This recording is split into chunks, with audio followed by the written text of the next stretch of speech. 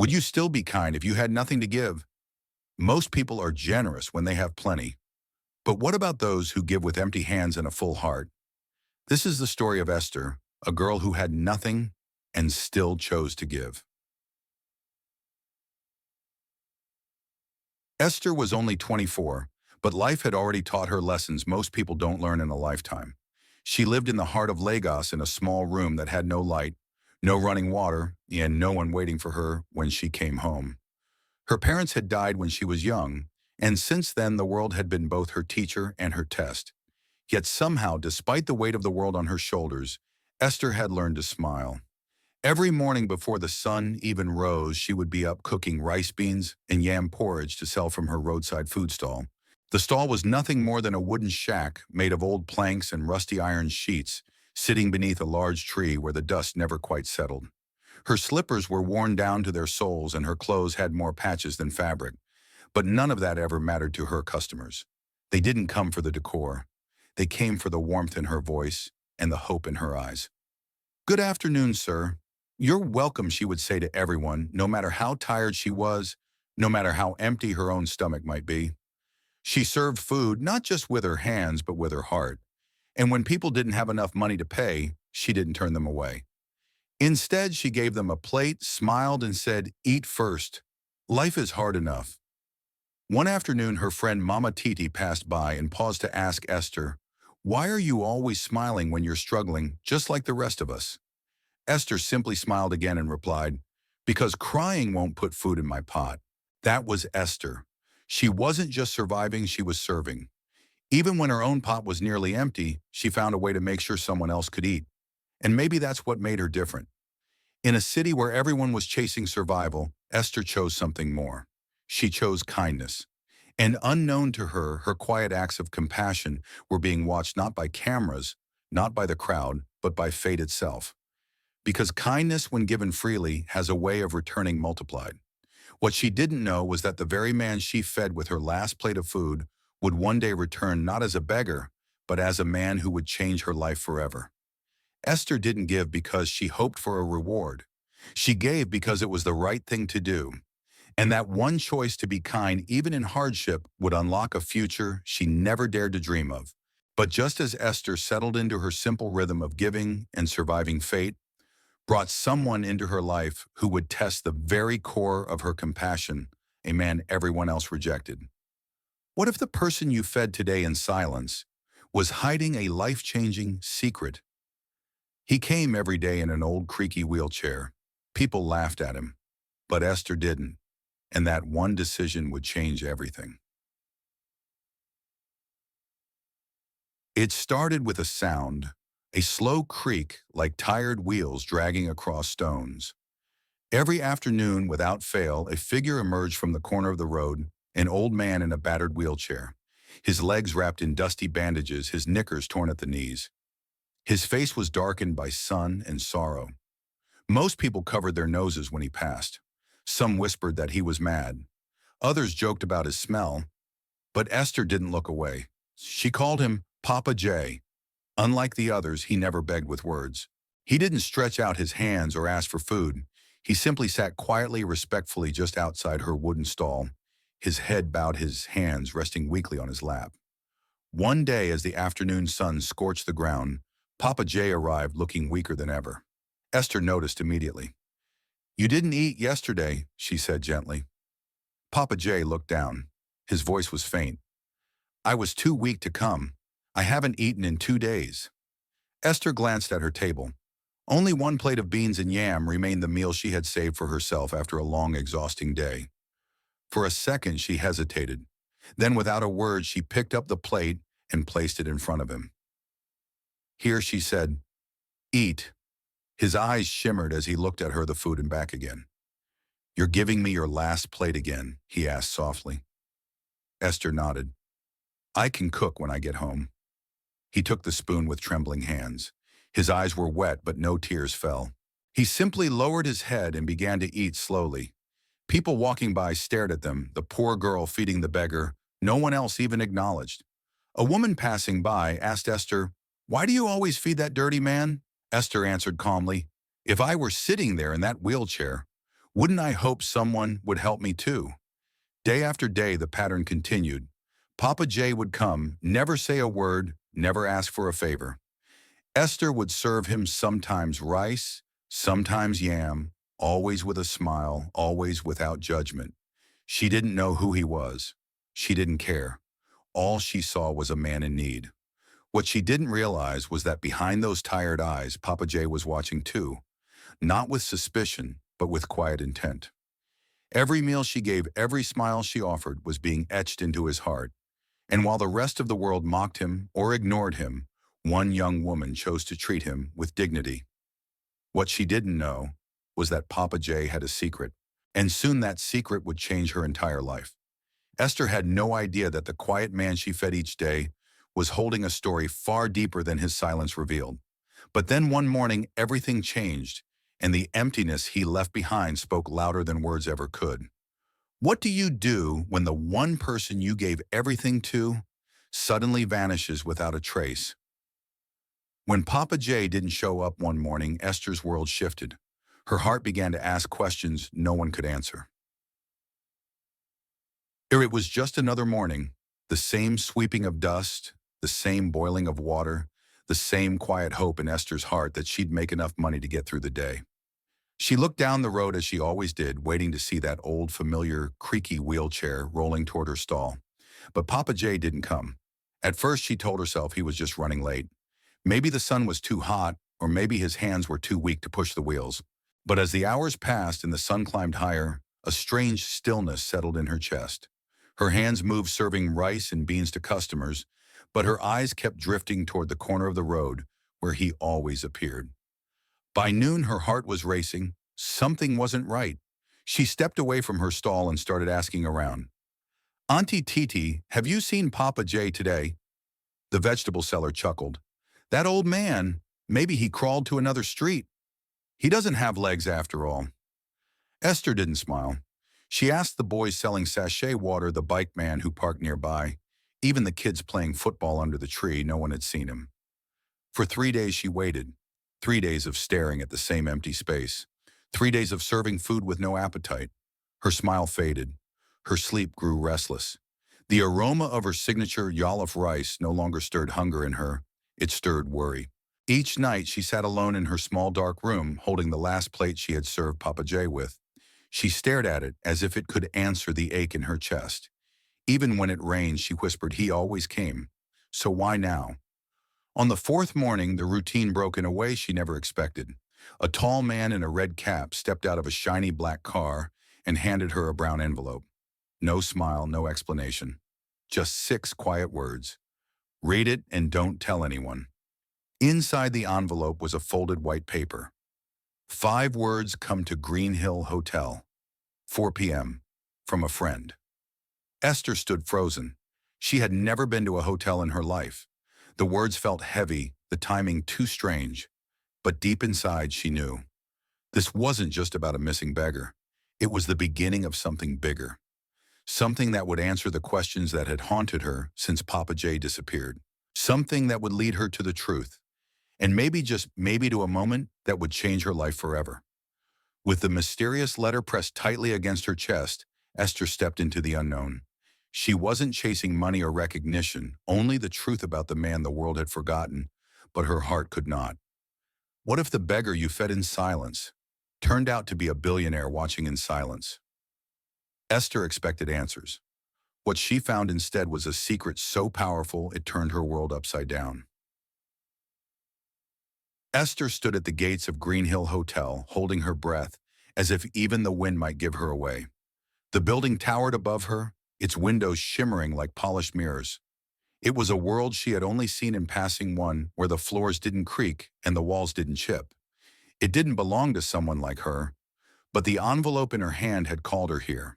And something told her she had to walk through that door.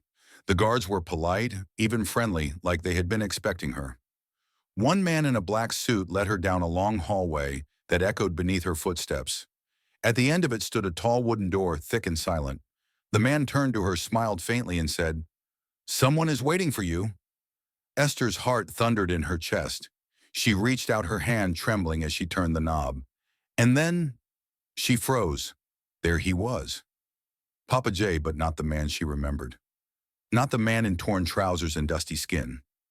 This man was sitting upright in a sleek wheelchair, dressed in a crisp white shirt with golden buttons, a luxury watch glinting on his wrist. His hair was combed. His face was glowing. He looked healthy, strong, confident, still silent, but not broken. Papa J. Esther whispered, almost afraid to speak. "Is that you?" He looked at her with a warm smile. "Yes, Esther, it's me." He gestured to the chair across from him. "Please sit." Esther couldn't speak. Her knees felt weak as she slowly lowered herself onto the chair, eyes never leaving his. "My real name is Chief George," he said gently. "I'm not a beggar. I'm a billionaire." Esther blinked in disbelief. "But why? Why live like that?" Chief George's eyes softened. "Because I was tired of people being kind, only when they thought it would benefit them. I wanted to find someone who would show true kindness with no reward in sight." "Someone like you." Esther's lips trembled. Her eyes burned. "I didn't know. I just, I only wanted to help. And that," he said, "is why you are here. Every year I look for 10 people who still have pure hearts. You are one of them." She sat in stunned silence, trying to process it all, that her small, daily acts of love had been seen, that her invisible goodness had not gone unnoticed. But the surprises weren't over yet. Chief George stood up from his wheelchair. Esther gasped, covering her mouth. "You can walk." "Yes," he smiled. "I only sat because I wanted to see who would still care when I looked like I had nothing." Esther's tears fell freely now. He walked to her, gently placing a hand on her shoulder. "You showed me what real kindness looks like, Esther. And now it's time the world saw who you truly are." Esther thought the biggest surprise was learning Papa J's true identity. But what came next was beyond anything she had ever imagined, a reward, not just for her kindness, but for the heart behind it. What do you give someone who gave everything when they had nothing? For Chief George, the answer was clear. You give her the world she never dared to dream of, and then some. The ride was silent except for the soft hum of engines and Esther's heart pounding in her chest. 5 black SUVs moved slowly through the city like a convoy of kings, but inside one of them sat a girl who just yesterday was selling rice under a tree. Esther clutched her hands tightly in her lap, staring out the window. Streets passed, buildings blurred, but her mind was racing faster than the wheels. Where was Chief George taking her? She glanced at him once. He smiled reassuringly, but said nothing. It was as if he knew that no words could prepare her for what was coming. After half an hour, the cars turned into a quiet, polished street. The buildings here were different, tall, clean, elegant. Glass windows sparkled under the sun. The road itself seemed to hum with wealth. Then the convoy stopped. Chief George stepped out first. A guard opened Esther's door, and she followed, her legs shaky. But nothing, not even all the earlier surprises, could have prepared her for what she saw next. Right in front of her stood a magnificent restaurant. It wasn't just big. It was breathtaking. Glass walls stretched from floor to roof. White marble steps led to golden doors. Flowers lined the entrance, and above it all, in beautiful bold letters, was a sign that read Esther's Place, home of sweet meals. Esther gasped. She took a step back, then forward again, unable to believe her own eyes. Is that my name?" Chief George smiled. "Yes, this is your place now." Tears welled up instantly. He reached into his pocket, pulled out a shiny keychain, and placed it in her trembling hands. "Go on, open the door." With fingers still shaking, she unlocked the golden handle and pushed the door open. What she saw inside made her freeze in place. The floor was polished like a mirror. The chairs were soft and elegant. The tables looked like glass and gold. Lights hung from the ceiling like stars. The air smelled fresh, clean, welcoming. It wasn't just a restaurant, it was a dream made real. And it was hers. In the back, a huge modern kitchen waited, gleaming stoves, deep freezers, stainless steel pots, uniforms for staff. Everything brand new. Everything perfect. Esther turned to Chief George, overwhelmed. "You bought all this for me?" He nodded softly. "You fed me with your last plate, never asking for anything in return." Now I want you to feed the world not from lack, but from abundance." Esther dropped to her knees, covering her face with her hands. The tears wouldn't stop, but this time they were tears of joy. She had given from nothing and received more than she ever thought possible. And this was just the beginning. From a dusty roadside stall to a palace of polished glass and gold, Esther's life had turned overnight. But while her world looked different, her heart remained the same. You can change your clothes, your job, even your address, but will success change your soul? Esther had risen from the streets to the spotlight. But the most beautiful part, she never left her old self behind. Every morning now, Esther walked through the grand double doors of her restaurant, not barefoot on dusty ground, but in soft shoes on sparkling tile. Her name was engraved on the glass. Her face smiled from a framed photo on the office wall upstairs. Staff greeted her with respect. Customers whispered her name with admiration. But despite it all, she still woke up early. She still stood by the window before sunrise, whispering a prayer, not for riches, but for strength. Not for praise, but for humility. The Esther who once boiled yam porridge over firewood under a tree was now the proud owner of a luxury restaurant in Lagos. But in her heart, she still remembered every empty night, every silent dinner, every spoon of rice she had once given away when it was the only food she had. She didn't cook anymore. The chefs in white coats did that now, creating dishes with flair and finesse. The waiters wore polished shoes and pressed uniforms. The music in the background was soft and calming. Everything felt like a dream. But Esther never forgot the woman she had been when she first met Papa J. She didn't lose herself in success. She found new ways to stay grounded. In her upstairs office, she often looked out the window and remembered the exact corner where Papa J used to sit in his creaky wheelchair. That spot still made her chest tighten, not out of sorrow, but out of awe. Because everything she had now came from the choice to be kind when no one was watching. And now that the world was watching, she wanted to be even kinder. So she started something new, a food charity. It wasn't about headlines or attention. It was about giving back from the overflow she now had. Every week, a white food truck rolled out of the restaurant painted with bright letters, Esther's Food Love, feeding the hungry. She didn't just send it off, she rode with it, stopping under bridges, near bus stops, beside markets, wherever hungry hands waited without hope. She handed out warm meals herself, looking people in the eye, calling them by name, reminding them they mattered. One of her workers once asked, "Madam, why do you still go out there yourself?" Esther placed a hand over her heart and said, "Because kindness brought me here, and it's the only reason I'm still standing." In the midst of wealth, she remained rooted in gratitude. In the noise of success, she carried the quiet voice of compassion. She didn't just serve food anymore. She served dignity. She served hope. And every time she smiled at a hungry stranger and said, "Eat well, you are not forgotten," it was like feeding Papa J all over again. Esther had climbed from the shadows into the light, not by luck, but by love. But the story didn't end with her success. In fact, it was just beginning, because true kindness doesn't stop at one life. It multiplies. What if your quiet act of kindness could ripple through time and feed 1,000 souls? You'll never meet Esther's story. Didn't end when she became successful. It began to echo through kitchens, streets, and even children's hearts. Years passed, but the golden glow inside Esther's place never faded. Customers came and went. New staff were hired. The restaurant grew in fame and fortune. But what made it truly special wasn't its sparkling chandeliers or the softness of its chairs. It was the heartbeat behind it all. Esther, even as her name appeared in magazines and newspapers, even when city officials dined in her private room upstairs, she remained the same woman who once gave her last plate of food to a man no one else noticed. But now something even more beautiful began to happen. Her story inspired others. Young women came to her for advice, not just on business, but on life. Mothers brought their daughters to meet her, whispering, "This is the woman I told you about." Men who once ignored her stall now greeted her with admiration and respect. But perhaps the greatest gift was how her acts of kindness began to take root in places she'd never touched directly. Her food trucks, now 2, then 3, then 5, started reaching deeper into Lagos. They didn't just feed stomachs, they sparked conversations. They planted hope. One day, while handing out food near an old bus stop, Esther met a young girl no older than 10. Her clothes were torn and her eyes carried a kind of wisdom that only hardship could teach.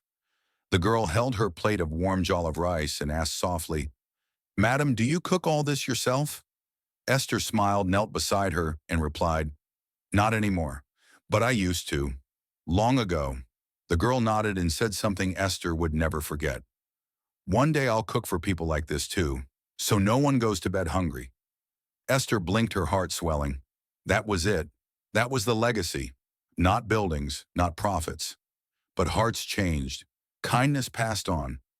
She began organizing free workshops, not just to teach cooking, but to teach compassion. Her staff were trained not only in customer service, but in humility and respect. Even the uniforms carried a small patch stitched into the pocket. Kindness built this. Children who once begged on the streets now wore aprons in her kitchen, learning to stir stew with purpose. Volunteers joined from all walks of life, carrying food-sharing smiles, telling the story of the woman who had once knelt beside a beggar with a plate of yam and beans. And every time Esther stood quietly at the back of a food drive, watching people eat with dignity, she whispered to herself, "Thank you, Papa J." Because his silence had spoken louder than 1,000 sermons. Because one quiet act of giving had become a river of compassion. And because Esther knew the most powerful legacy isn't wealth or fame, it's a heart that teaches others how to love.